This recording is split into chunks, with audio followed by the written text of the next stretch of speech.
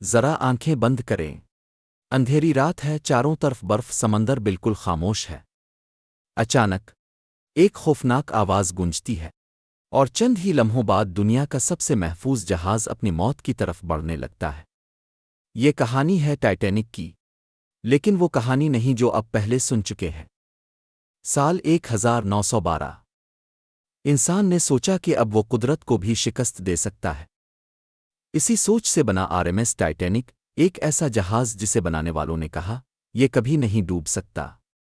لوگ خوش تھے، امیر مسافر جشن منا رہے تھے، موسیقی بج رہی تھی، قہقہے گونج رہے تھے۔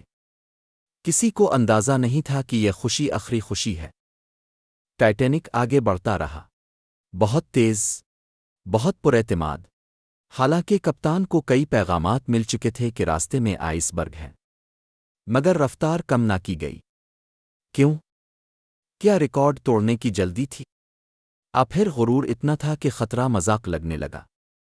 وہ لمحہ جو سب کچھ بدل گیا، 14 اپریل 1912 رات 11:40، ایک ہلکا سا جھٹکا، زیادہ زور کا نہیں، اکثر مسافروں نے محسوس بھی نہ کیا، لیکن نیچے جہاز کے پیٹ میں موت داخل ہو چکی تھی۔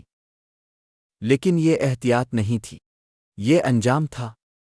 وہ راز جس پر کم بات ہوتی ہے۔ حادثے کے بعد انکشاف ہوا کہ جہاز کے اندر کوئلے کے حصے میں کئی دنوں سے آگ لگی ہوئی تھی۔ کیا اس آگ نے جہاز کے لوہے کو کمزور کر دیا تھا؟ کیا اسی لیے آئس برگ کی ٹکر اتنی خطرناک ثابت ہوئی؟ یہ راز آج بھی بحث میں ہے۔ انسانیت کا امتحان۔ لائف بوٹس اتاری گئیں، مگر حیرت انگیز بات یہ تھی کہ کئی کشتیاں آدھی خالی تھیں۔ عورتیں اور بچے تو چلے گئے، مگر سینکڑوں لوگ پیچھے رہ گئے۔ تیسری کلاس کے مسافر، غریب لوگ، دروازوں کے پیچھے بند۔ یہ لمحہ تھا جب ٹائٹینک صرف جہاز نہیں رہا، بلکہ انسانیت کا آئینہ بن گیا۔ مدد جو آئی نہیں۔ ٹائٹینک کے قریب ایک اور جہاز موجود تھا۔ روشنی کے سگنل دکھائی دیے، راکٹ فائر ہوئے، مگر مدد نہ پہنچی۔